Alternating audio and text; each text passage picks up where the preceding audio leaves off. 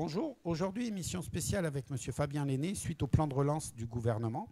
Donc je l'ai invité parce que nous avons eu la chance d'avoir les journées parlementaires dans les Landes. Monsieur Fabien Lenné, bonjour. Bonjour Claude. Et comme il y a un plan de relance intéressant et financièrement quand même très important, j'ai souhaité que Marc Vernier, président de la Chambre des métiers et de l'artisanat, soit présent pour que justement on voie la conséquence nationale mais aussi locale. Parce que est-ce que cet argent-là reste là-haut ou est-ce qu'il va arriver jusqu'ici que nos artisans, comme nos commerçants, industrie et agriculture, mais là on parlera artisanat, puissent en bénéficier. Monsieur Vernier, bonjour. Bonjour. Alors, on va commencer cette interview par les journées parlementaires, puisqu'on a quand même eu la chance dans les Landes, et c'est moi la première fois en 10 ans que je voyais autant de ministres, et surtout le Premier ministre, se déplacer dans les Landes. Donc, une réussite pour vous, ces journées parlementaires du MODEM? Oui, grand honneur d'accueillir déjà mes collègues parlementaires, parce qu'il y avait 55 parlementaires, sénateurs, députés européens, députés, et puis 11 ministres, c'est-à-dire 10 ministres, dont le premier d'entre eux, Jean Castex, et puis le nouveau haut-commissaire au plan. Donc avec des échanges qui ont été riches durant ces journées parlementaires, beaucoup été ouverts à la presse, et chacun a pu mesurer qu'entre les discussions qu'on a eues avec messieurs Darmanin et Dupond-Moretti pour le duo sécurité et justice, mais également à la ministre du Logement et Madame Vargon, vous voyez que les thèmes étaient vastes. Évidemment, François Bayrou, Jacqueline Gouraud pour nos territoires, parce que c'est la ministre des collectivités et des territoires qui d'ailleurs a rendu visite aux élus locaux de Sanguinet pour justement mettre en pratique ce plan de relance dont on va, j'imagine, reparler. Alors, bien sûr, on va parler de ce plan de relance. On va rester un peu sur les journées parce que faire découvrir les Landes, ça peut avoir un impact après quand vous allez discuter avec eux dans leur bureau. Oui, c'était un cas pratique à échelle locale, et c'est ça qui m'intéressait. Moi, j'ai fait souvent remonter les problématiques de la circonscription dont je suis issu, c'est-à-dire la moitié nord du département, avec des thématiques vraiment très diverses. Et comment on applique le plan de relance sur ce territoire-là, c'était bien de le mettre en pratique. Et puis, ils ont pu goûter à la beauté de nos paysages, de nos terroirs, de notre gastronomie, même si le temps de repas était assez court. Il fallait qu'on avait beaucoup de sujets, hein. Vous avez vu l'agenda, il était chargé. Donc voilà, donc c'était un joli zoom sur Biscarrosse et Sanguinet. Je m'en félicite. Voilà, je les remercie d'avoir accepté l'invitation. Et puis, évidemment, j'imagine qu'il y aura quelques retombées. Alors, le dimanche, vous aviez fait une chose importante à vos yeux, c'était d'inviter justement les chambres consulaires, tous les gens locaux qui avaient une importance politique. Pourquoi avoir fait ce geste fort? Parce que ça n'a pas de sens de faire venir le gouvernement et une partie du gouvernement et les parlementaires de toute la France s'il n'y a pas une mise en réseau avec les acteurs locaux, que ce soit les élus locaux, les présidents d'associations environnementales. Il y avait aussi la fédération de chasse, dont on sait qu'avec le RIP, il y a quand même une inquiétude et pour l'agriculture et pour la chasse. Peut-être y reviendra-t-on. Et puis également les présidents des chambres consulaires. Je me réjouis d'être à côté du président de la chambre de l'artisanat des métiers. Et puis voilà, ça c'est comment on applique le plan de relance, c'est 100 milliards, c'est inédit dans notre société contemporaine, un plan de relance de ce niveau-là. Et donc, comment on l'applique sur le territoire? Mais pour ça, il faut que se parler entre nous, parce que c'est les chambres consulaires, c'est les entreprises locales, c'est les collectivités qui vont être à pied d'œuvre là dans quelques semaines. Donc, ils le sont déjà du reste. Mais là, il va falloir qu'on soit efficient sur notre territoire pour bénéficier de ce plan de relance et que ça profite à notre emploi, à la transition écologique, à des infrastructures qui sont nécessaires pour notre département. Justement, vous y étiez ce dimanche soir. Pour vous, ça vous a permis de prendre des contacts intéressants? De prendre des contacts intéressants, bien sûr, et surtout de constater que nous étions dans la boucle. C'est ça qui nous paraissait intéressant et important. Et je pense que c'est ce qu'a ressenti certainement Dominique Gracier, l'agriculture, et François Lafitte de la Chambre de commerce. En tout cas, moi, je l'ai pris comme tel, et je souhaite que nous restions ainsi toujours dans la boucle. Mais bon, dans les Landes, ça fonctionne, ce genre de choses. C'est ce qu'on a pu voir. Donc, on va parler maintenant de ce fameux plan de 100 milliards. C'est quand même déjà rien que le chiffre 100 milliards. Pour nous qui sommes en bas de l'échelle, c'est des chiffres qui sont tellement colossaux qu'on n'arrive pas à percevoir quelles vont être les retombées justement au niveau local? Comment vous pouvez nous expliquer déjà en quoi il consiste assez rationnellement et comment il va y avoir des retombées locales qui est ce qui nous intéresse et sous quelle forme? Les retombées locales, j'en faisais allusion à l'instant. En fait, elles sont d'ordre divers ordres. Vous avez tout ce qui est le volet transition écologique. Donc, pour notre modèle économique, pour nos collectivités, comment on isole mieux les logements avec les aides qui y sont consacrées. Là, ça c'est concret. Pareil pour une collectivité territoriale qui veut investir dans un nouveau gymnase.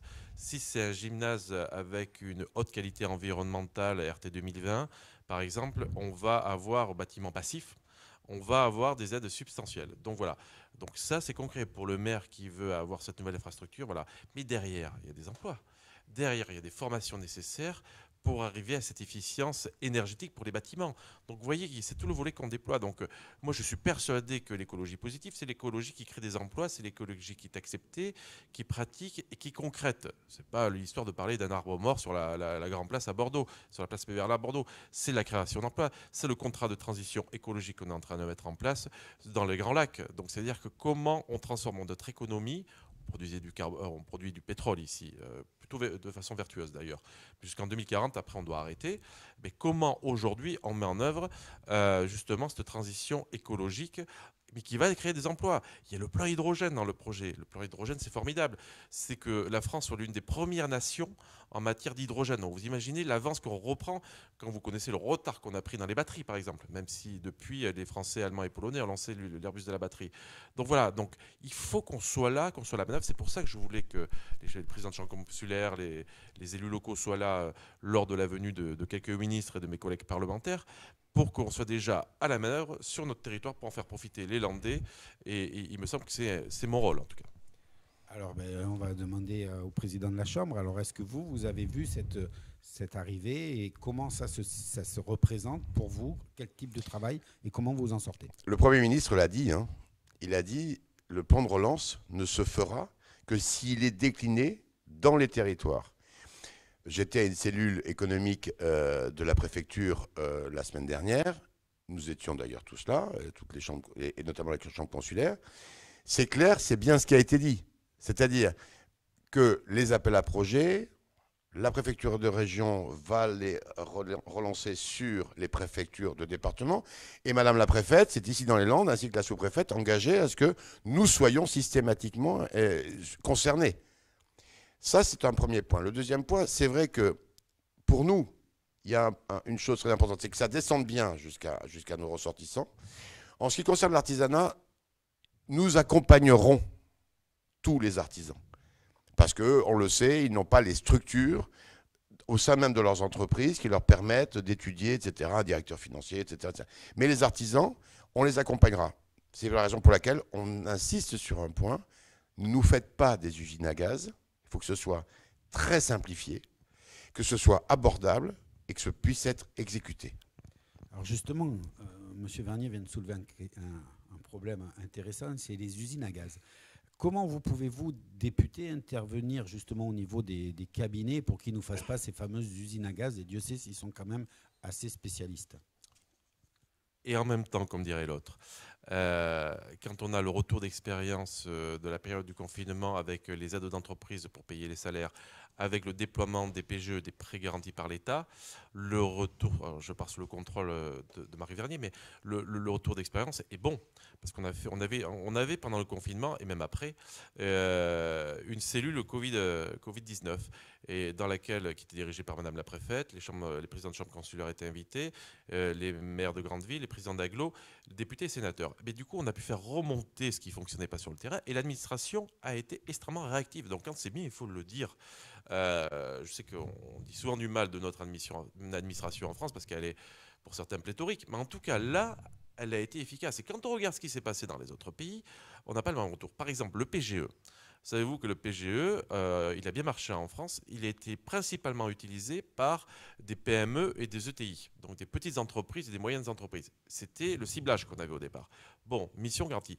En Angleterre, en Allemagne et en Italie, c'est principalement les grosses boîtes qui ont capté l'équivalent du PGE dans ces pays-là. Donc là, déjà, on peut se féliciter là-dessus. Et pareil pour les aides aux entreprises qui ont été réactives. En 10 jours, 15 jours, l'argent était sur le compte des entreprises. Donc voilà, ça, au pire moment, on a su faire. Donc maintenant, on va déployer l'administration, elle est déjà du reste, mais justement pour accompagner les acteurs économiques, et ça devrait bien se passer. Mais en tout cas, ils ont prouvé les mois, quand on a été dans la période la plus critique, que ça a fonctionné. Donc je suis plutôt confiant là-dessus, mais ils nous feront remonter, et on va régulièrement les membres du gouvernement. Tous les mardis matins, on a des réunions de groupe où on invite systématiquement les ministres. Je peux vous assurer que si ça ne va pas, on sera le dire. Alors, une autre partie, c'est toujours l'emploi. Donc, justement, là aussi, il y a une grande démarche de votre part avec un choix, je dirais, fort, finalement, dans votre orientation, c'est l'apprentissage. Oui, non, mais c'est essentiel. C'était un des axes majeurs du programme d'Emmanuel Macron. Mission réussie déjà dans son introduction, puisqu'en fait le nombre d'apprentis, sûrement Marc Vernier nous donnera les chiffres dans les Landes, mais l'apprentissage repart en France. C'était la filière de garage, du moins on l'a présentée comme telle. C'était la voie punitive, je me rappelle à l'école, si t'es pas ça, je tire en BEP ou CAP. Voilà, c'était comme ça qu'on voyait, et des membres de l'éducation nationale jusqu'aux conseillers d'orientation. Les paradigmes changent, c'est long, hein, un changement culturel, c'est long. On y arrive. Avant le confinement, il y avait une augmentation, selon les secteurs, entre 15 et 20% du nombre d'apprentis. On me dit que pour ce rentrée-là, ça revient aussi. L'apprentissage progresse. Donc, on a beaucoup misé sur l'apprentissage. C'est également les emplois de demain dans l'apprentissage. C'est tous les emplois dont on a besoin, les métiers manuels qui sont ô combien nobles. Et ça, c'est des vrais débouchés pour nos jeunes. Quand on sait que la crise du Covid-19, la crise économique, touche principalement les jeunes, parce que les entreprises, celles qui en tout cas ne font pas de licenciement, mais au moins elles ne recrutent pas trop. Donc on sait que les premières victimes, c'est les 600 000 jeunes qui rentrent sur le marché aujourd'hui. Monsieur Vernier, justement, au niveau de l'apprentissage dans la branche, comment vous vous situez? Alors l'apprentissage, nous avions de sérieuses craintes par rapport à la crise du Covid, par rapport aux inquiétudes chez les entreprises, de dire mais mon Dieu, vont-ils continuer à prendre un apprenti? Vont-ils avoir d'autres soucis à régler économiques de leur propre entreprise? L'accompagnement qu'on a pu faire nous a permis petit à petit de passer ce premier cap. Et force est de constater qu'au CFA de Mont-de-Marsan et dans tous les CFA au niveau du territoire national, il y a une progression, une légère progression au niveau des entrées. C'est un gros souci qui est levé.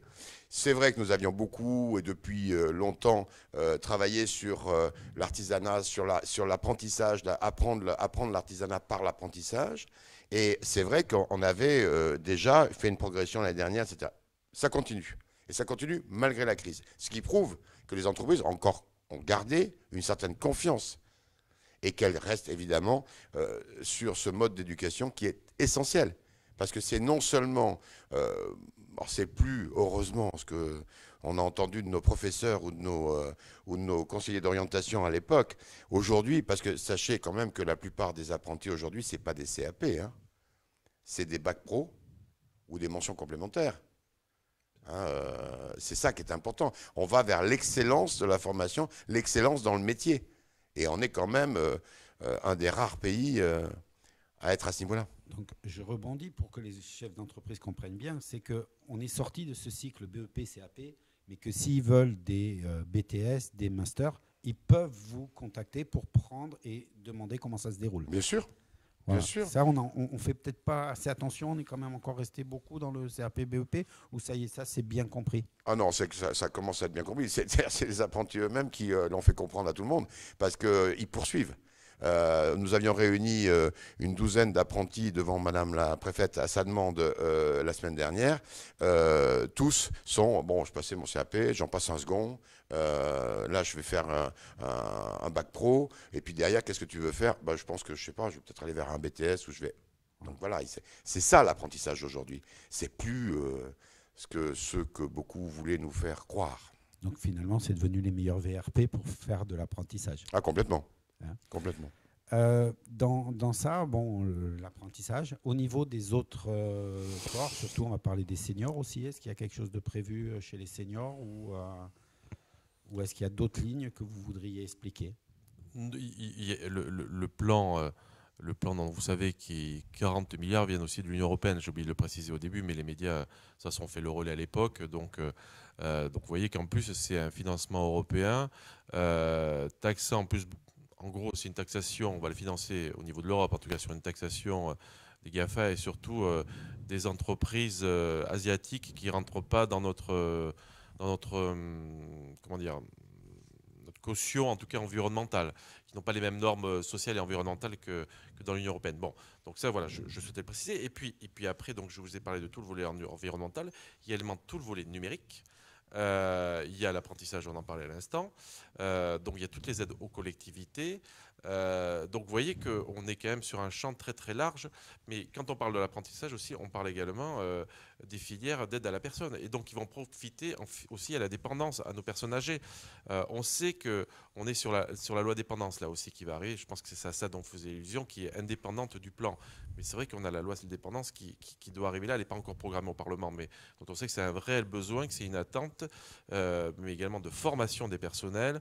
Et puis également, moi j'ai visité beaucoup d'EHPAD dans les Landes, qui sont pas les pires clairement, mais où l'encadrement, le taux d'encadrement est plutôt satisfaisant, ça se passe bien. C'est pas le cas dans toutes les autres régions. Donc oui, l'aide à la personne c'est un gros volet, le 5e pilier de la sécurité sociale. Enfin, c'est un vrai débat. C'est le coût de la dépendance dans notre pays, dont on sait que voilà, on a à 120% d'endettement au niveau de l'État. Chaque euro dépensé en plus, vous voyez qu'il va être soumis à des arbitrages forts. Et en même temps, c'est un enjeu tellement majeur. Comment on finance ça? Vous voyez qu'on a déjà proposé des pistes là-dessus. Voilà. Mais ça, c'est indépendamment du plan de relance. Au niveau, Monsieur Vernier, justement, dans ce plan de relance, vous, est-ce que vous avez des demandes, profitons-en, précises dans la méthodologie, puisque il doit nous remonter ces informations? Je vais me répéter parce que c'est notre objectif aujourd'hui, c'est ce que nous répétons tout le temps. D'abord, on salue ce plan de relance parce que qui ne le saluerait pas? Il faut quand même constater que c'est exceptionnel. Je convie tous les Français à regarder un peu à côté pour s'apercevoir que y a certains pays où ça n'existe pas, voire même pas du tout, et que nous avons la chance d'avoir ce plan de relance. Alors, il ne satisfera pas tout le monde, comme d'habitude. On va toujours trouver des cas exceptionnels où ça ne s'applique pas. Mais notre message à nous, je l'ai dit tout à l'heure, ne nous faites pas des usines à gaz. Faites en sorte que nous puissions vraiment instruire et accompagner nos ressortissants. Il faut absolument que ce plan de relance, pour ce qui les concerne, passe par les 3 millions d'entreprises artisanales. C'est très important. Nous avons, nous, un souci qui sont les échéances de septembre, bien sûr, de la fin de l'année par rapport au PGE et du report des cotisations avril. On dort avec ça, hein, monsieur le député. Et si ce plan de relance nous permet de sauver les entreprises, eh bien tant mieux. Je pense que c'est possible à condition que, évidemment, tout redescende bien sur les territoires. J'ajoute que les aides qui ont été consenties, plan de relance inclus, mais les aides qui ont été consenties depuis le début de la crise du Covid à mi-mars dernier, ont permis également, et ça c'est exceptionnel, ça ne s'est jamais fait, c'est inédit, c'est la suppression dans certains domaines de charges sociales, de charges de cotisations sociales. Et on sait que ça a permis de sauver des milliers d'entreprises dans notre pays. Donc vous voyez que l'État est bienveillant et au chevet des entreprises, mais il faut qu'on demeure à l'écoute. Parce qu'évidemment, c'est en étant en lien avec les présidents des chambres consulaires, les associations professionnelles, les filières, qu'on va savoir là où il va y avoir besoin. On a la culture, l'événementiel qui sont complètement sinistrés, donc on a une grosse inquiétude sur ce sujet-là. Comment vont marcher demain, par exemple, les restaurants, sachant on est tous sur des terrasses aujourd'hui. Est-ce que les consommateurs vont retourner avec l'augmentation du nombre des cas, qui voyez sensible? Est-ce qu'ils vont retourner se confiner à l'intérieur d'un restaurant avec les quelques risques qui seraient supplémentaires par rapport à quand on était en extérieur sur des terrasses et avec un nombre de contamination qui était plus basse? Donc c'est peut-être des acteurs qui aujourd'hui étaient repartis, mais qu'il va falloir aussi aider largement. Voilà. Donc vous voyez que le spectre est très très large, mais on sera à la manœuvre et à l'écoute, il peut compter sur moi. Si je peux ajouter une chose, du côté des chambres, on a lancé évidemment un plan, nous, rebond, relance, qui va s'appuyer sur le plan de relance, etc. Mais je conseille à tous les artisans, landais en particulier, parce que voilà, je suis le président des Landes, donc je pense d'abord aux Landais, d'aller sur nos sites, chambre de métier, et d'aller y chercher l'opération Relance mon entreprise. Ils vont voir décliner en 6 clés, 6 points, le plan de la relance pour leur entreprise au travers évidemment de l'application du plan de relance. Donc on s'est mis au diapason, on est prêt, monsieur le député. Maintenant il faut y arriver et il faut que ce soit fait dans les territoires. Nul n'en doutait. Hein, mais, Bon, on sent bien qu'il va falloir lui rendre des comptes. Hein. Oui, mais j'invite vos web téléspectateurs de TV Land à aller sur les sites des chambres consulaires, dont la chambre d'agriculture, la chambre des métiers, également la chambre de commerce et d'industrie, parce que c'est des sites qui sont très bien faits. Vous trouvez rapidement les aides auxquelles vous avez droit, avec un criblage qui est très bien fait. Non, non, franchement, c'est assez remarquable. Et là, la pédagogie aujourd'hui est de circonstance. Donc merci à eux pour cette efficience, en tout cas sur le web. Merci. On va parler rapidement du Covid. Bon, les cas explosent, mais il y a toujours cette sensation qu'on ne sait pas trop finalement où on en est vraiment et qu'on joue un peu à se faire peur, mais est-ce qu'il faut vraiment avoir peur? C'est cette sensation générale que moi, quand je suis dehors, je ressens. Comment on peut l'expliquer et comment on peut avoir une vraie vérité? Remettre de la raison en tout ça permet de se rassurer. Et plutôt que sortir, et à mon sens, sortir du fantasme est une urgence là-dessus. Et le problème, c'est que nombre de scientifiques ne nous ont pas beaucoup aidés, parce qu'en fait, on voit bien que les doctrines varient. Alors, on comprend qu'elles varient chez nos amis scientifiques, puisqu'en fait, c'est une maladie que nous ne connaissions pas. Le coronavirus, on connaît, ça existait par ailleurs, mais peu en Europe ou pas du tout en Europe. Enfin, là aussi, on est sur un phénomène sanitaire inédit, une pandémie inédite. Bon voilà, maintenant on a un peu de recul. Donc j'écoutais les remarques des uns et des autres après l'annonce d'Olivier Véran il y a quelques jours, là c'était samedi, où il s'adressait notamment au monde de l'éducation, mais pas que, au monde de l'entreprise, en donnant les dernières mesures. Il faut qu'on apprenne à vivre avec. Maintenant, on a des masques. Alors, c'est pas tant que ça nous protège, mais ça protège les autres. Donc, finalement, on s'auto-protège là-dessus. Alors, je vois qu'il y a aujourd'hui des manifestations anti-masques, comme quoi on voudrait censurer les uns et les autres. Enfin, de grâce, aller visiter certains pays où vraiment on est sur des régimes autoritaires, ils vont voir vraiment la différence. Il me semble qu'on est un pays libéral où chacun peut s'exprimer, mais on a l'obligation aussi, parce qu'on est un pays bienveillant, de protéger les autres, notamment de protéger ceux qui ont des maladies chroniques, de protéger les plus âgés. Donc, voilà, apprenons à travailler ensemble sur ces sujets-là, en étant précautionneux des autres. Donc voilà, et on va apprendre à vivre avec. Les Asiatiques ont une culture du masque bien plus ancienne. On s'en moquait, rappelez-vous, il y a quelques mois. Maintenant, on est plutôt à regarder comment ils font pour vivre avec. Et dont on voit que dans ces pays-là, la Corée ou le Japon, ils ont su se prémunir, le Vietnam, ils ont su se prémunir de l'épidémie beaucoup mieux que nous en Europe ou occidentaux au sens large. Donc voilà, il y a des gestes barrières qu'on connaît bien aujourd'hui, des masques à disposition pour les plus fragiles, malgré ce que j'entends dire, que ce soit les CCS ou les services sociaux de l'État distribuent ces masques pour ceux qui en ont besoin, qui n'ont pas des gros moyens, ou pour des familles nombreuses ou avec peu de moyens également. Donc voilà, il y a des aides. Et puis si tout le monde met le masque au bon endroit, voilà. Après, je suis un peu dubitatif sur certaines décisions, je ne parle pas pour les Landes, mais de préfets ou de maires qui soient un peu excessifs dans le port du masque en extérieur. Je veux dire, si la mesure est un peu invasive, je pense qu'elle n'est plus légitime, et du coup après on se retrouve avec une défiance des gens qui ne veulent plus porter le masque. Donc à l'extérieur je serais un peu plus modéré, mais à l'intérieur c'est indispensable, et je vois que nos compatriotes sont plutôt respectueux de la règle. On va finir cette interview sur l'interview politique. Il est bien logique qu'on fasse un peu de politique quand on reçoit un député. Surtout que, bon, déjà, ça a été un peu particulier cette année avec les municipales en plusieurs phases. On va arriver au départemental, au régional. Est-ce que là, on est sûr que ça va se dérouler en une seule fois, ou on peut rester encore là avec des changements suite à l'épidémie? Oui, on est dans l'expectative. Alors, je vous dis une fois de plus, avec le port du masque, avec l'utilisation des gels hydroalcooliques dans des bureaux de vote, on a vu aux européennes, ça s'est bien passé. Il n'y a pas de raison que ça se passe mal. À l'époque, on était quand même un peu démunis de tout, parce qu'on était pris de court. Bon, donc je pense qu'il y aura les élections cantonales et régionales à la bonne date, sauf explosion de la pandémie. Bon, les événements récents et le confinement doivent nous rendre modestes, mais si on apprend à vivre avec, on devrait pouvoir procéder aux opérations de vote Et c'est heureux puisque c'est le moment où il y a l'échéance pour ces cantonales et régionales et qu'il faut défendre un projet pour la région et pour le département. Et le projet, il est en construction aujourd'hui au service des Landais et des Landaises pour ce qui concerne notre beau département. On a vu que Madame Dariussec peut-être se présenterait pour être présidente au niveau de la Nouvelle-Aquitaine, de la région. Pour vous, c'est une bonne chose et vous serez derrière elle au maximum puisque vous faites partie de son groupe. Oui, mais moi, c'est pas d'aujourd'hui que les Landais non plus découvrent l'efficience politique de Geneviève Dariussec qui remplit aujourd'hui l'office de ministre délégué auprès de Florence Parly, ministre des Armées, donc depuis 3 ans, que j'ai remplacé à l'Assemblée nationale, mais elle a été auparavant maire de Mont-de-Marsan. On a vu la formidable rénovation de Mont-de-Marsan. Enfin, je veux dire, il y en a beaucoup qui veulent se présenter, mais il n'y en a pas beaucoup qui ont des bilans, ou du moins des bilans satisfaisants.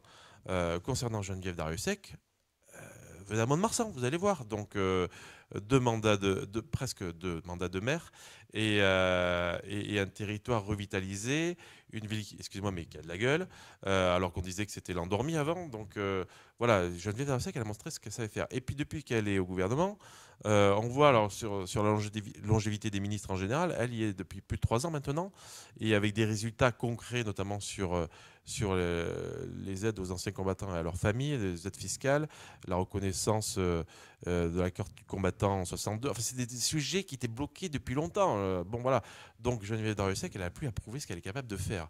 Moi, je rêverais qu'elle revienne sur nos territoires et qu'elle ait un exécutif à gérer pour donner un coup de boost à notre département ou à notre région.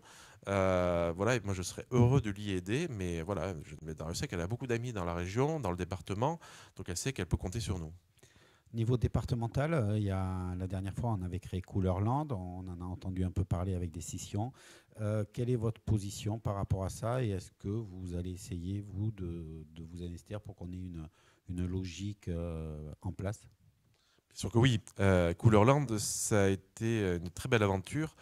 Et dans ce département qui était tellement marqué par Henri Emmanuelli sous sa férule, donc, et la dernière fois, c'était à nouveau lui, hein, avant qu'il ne nous quitte malheureusement, mais c'était à nouveau lui qui conduisait la liste sortante, enfin la liste. C'était pas une liste puisqu'on est sur des cantons, des doubles cantons, mais c'était lui en tout cas qui était le chef de file en tout cas de cette élection face à Geneviève Dariussec. Geneviève Dariussec ayant créé Couleur-Land, donc vous imaginez ce rassemblement de modérés et de gens qui veulent œuvrer utilement pour le département en dehors de tout sectarisme politique. Bah, à 3 cantons près, sur quelques centaines de voix, c'est pas passé. Donc vous voyez que on n'était pas loin de changer la majorité de ce gouvernement et surtout changer le projet politique pour ce gouvernement-là, le gouvernement du département, pardon. Donc vous voyez que c'était à notre mesure la dernière fois. Je pense que ce coup-ci, Couleur-Land est toujours d'actualité. Geneviève Dariussec, elle avait vu un peu ce qui allait se produire quelques années après avec la nouvelle majorité présidentielle, c'est-à-dire les rassemblements des modérés de gauche et du centre et de droite jusqu'aux gaullistes. Et ceux qui veulent travailler avec nous, on est dans un esprit de rassemblement au service du département avec un projet fort, sortir de l'isolement ce département qui ne travaille plus du tout en réseau. Enfin, il y a des politiques qui sont ici, notamment en matière sociale, en matière de handicap, d'aide à la personne, où on exclut tout ce qui est porteur de projets privés, par exemple, donc ce qui pose quand même un souci. On est vraiment dans le dogmatisme de notre temps. Je pense qu'il faut s'ouvrir beaucoup plus. On a des enjeux économiques formidables à mener. Le plan de relance, on en parlait précédemment, est l'occasion justement de bouger nos territoires, de les accompagner. Donc voilà, une nouvelle gouvernance au département, à mon avis, serait bienvenue. Et je pense que nous avons des chances d'y arriver ce coup-ci. On va finir sur ça, sauf que comme tout homme politique, je vais vous faire prendre un engagement. C'est de revenir nous parler de ce plan justement, et peut-être avec M. Vernier ou avec d'autres chambres, pour faire le point assez régulièrement, parce que finalement, souvent, on a des décisions qui partent comme ça, des grands chantiers, et puis après, on ne sait plus trop vraiment ce qui se passe. Donc, est-ce que vous prenez l'engagement de venir régulièrement faire le point ? Mais tant que je serai en fonction, bien entendu, cher Claude, et c'est là mon devoir aussi de rendre compte. C'est-à-dire qu'on oublie souvent, on pense souvent que le parlementaire, ça va faire des lois. Déjà, la plupart du temps, ce sont des lois qui sont proposées par le gouvernement. Donc, ça s'appelle des projets de loi. Et il peut y avoir quelques propositions de loi. Je suis en train de travailler sur une me concernant, d'ailleurs, sur la lutte contre les perturbateurs endocriniens dans l'eau. Et puis, mais le parlementaire, son rôle essentiel, il ne le fait pas encore assez parce que c'est pas encore dans les mentalités françaises, c'est un régime semi-présidentiel. C'est le contrôle de l'action de l'exécutif, des administrations, du gouvernement sur le terrain.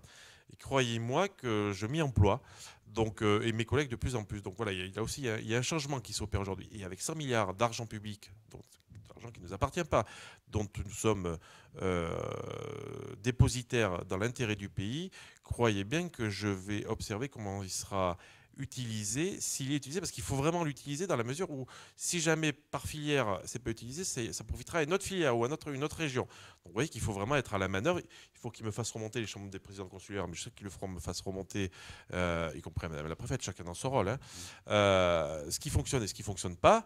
Et je vous assure qu'on viendra rendre compte parce qu'on va faire, nous, régulièrement des réunions, des tours de table sur l'expérience de l'utilisation de ce plan de relance. Est-ce que ça fonctionne ou pas? Je vous solliciterai régulièrement à travers le journal des métiers, donc je pourrai régulièrement vous demander de faire le point local, si vous êtes d'accord. Je suis évidemment d'accord et je ne manquerai pas de vous faire remonter ces informations et comment se passe l'application de ce plan de relance pour nos ressortissants landais. Merci beaucoup d'être venu. Merci. Voilà, c'était un point sur la situation aujourd'hui, ce plan de relance. Maintenant, nous allons suivre ça. À très bientôt. Au revoir.